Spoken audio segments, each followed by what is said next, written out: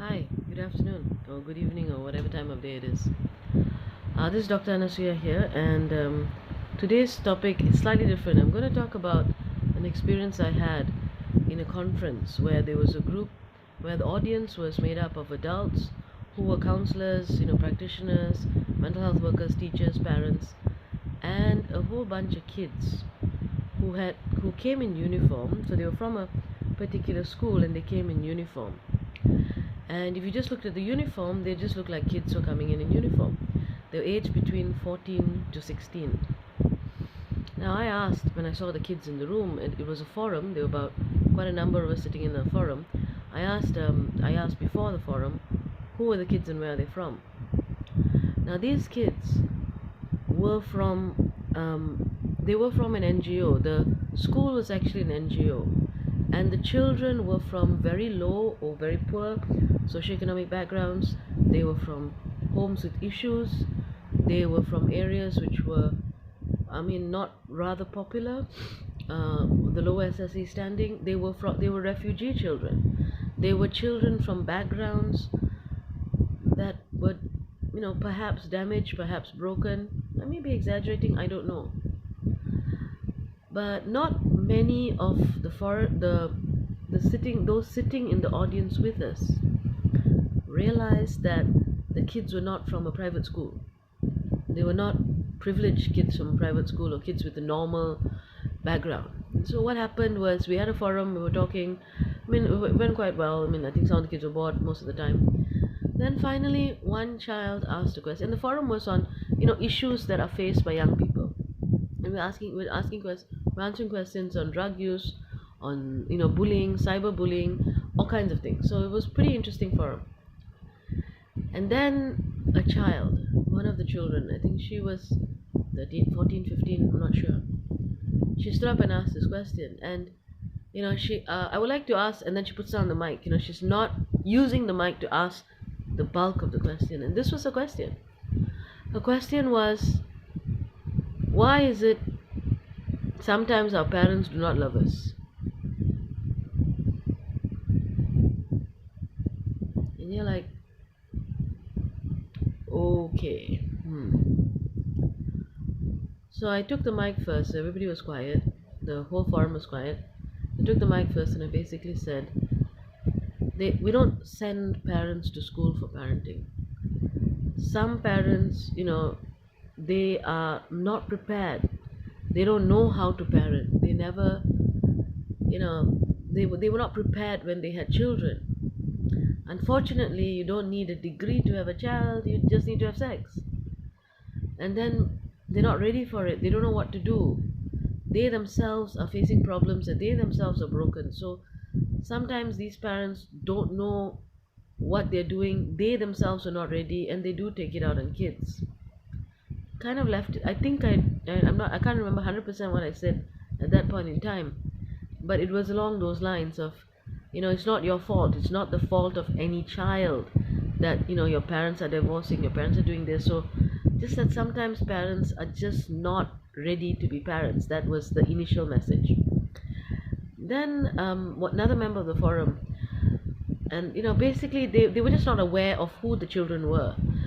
So the next member of the forum basically came up and said, my father never, my father, this lady said, my father never used to be able to show me affection, but they paid for me. They made me who I am today. Sometimes our parents don't know how, they love us, but they don't know how to show the love. So sometimes we need to go and tell them and reach out to them and tell them I love you, to ask them for a hug, and that's what children need to do. And my heart dropped. Why? That's normal advice. Yes, it's normal advice if for 80% of the world. This is for the 80% of the world that have parents who care. Maybe more, maybe even 90%. I'm hoping it's 90%, but I doubt it. Who have parents who are functional, parents who care, parents who love their children. That's true. This was unfortunately an audience that maybe, just maybe, had a good number of children who were from that 10%, 20% who had parents themselves who were drug addicts, parents themselves who did not like their kids, and who use children as punching bags. And you've just put the onus of the parent-child relationship on the child. I didn't think it was fair. I didn't think it was right. I didn't think it was the speaker's fault because they were unaware. So I needed to say something again. So I took the mic back, which is not generally what you do in a forum, but this was too important. And I said, yeah, sometimes parents just don't know how to speak, but sometimes our parents are on drugs.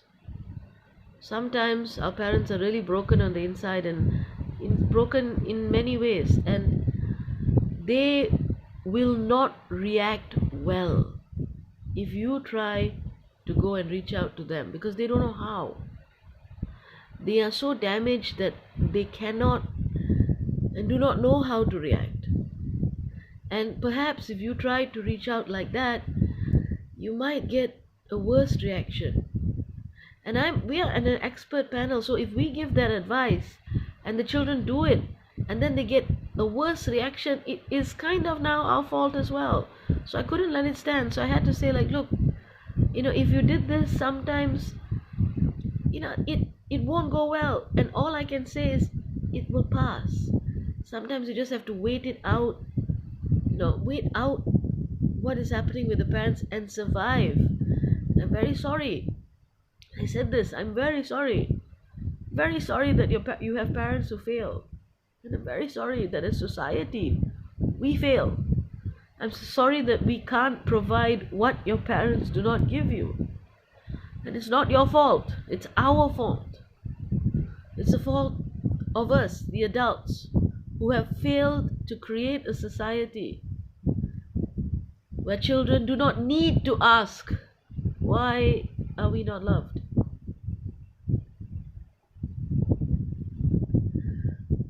Look, I honestly do not think what the panel member did was wrong. If she knew who the audience was, she wouldn't have asked that question. She didn't. I do think we are kind of responsible if we're sitting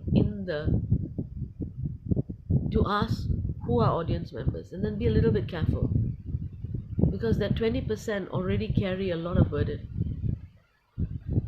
They don't need us to tell them that they need to reach out. No, we need to provide a safe space so that they can come and feel safe. And if from feeling safe they get strength, they get support, then if they don't need to ask the question of why you love me, then they reach out.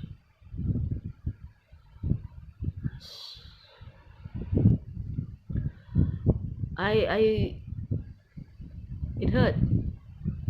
Question hurt. The need to answer the question hurt even more. I hope the world gets better. I don't know if it will. My advice for everybody, if you're sitting on a panel, if you're sitting in the position of an expert, please know your audience. Do not put the burden of responsibility of parenting broken parents on children who are just trying to survive. My last words to the child was, I'm sorry, and I thank you very much. And thank you very much for surviving, for being here. Yeah, that's all. Thank you.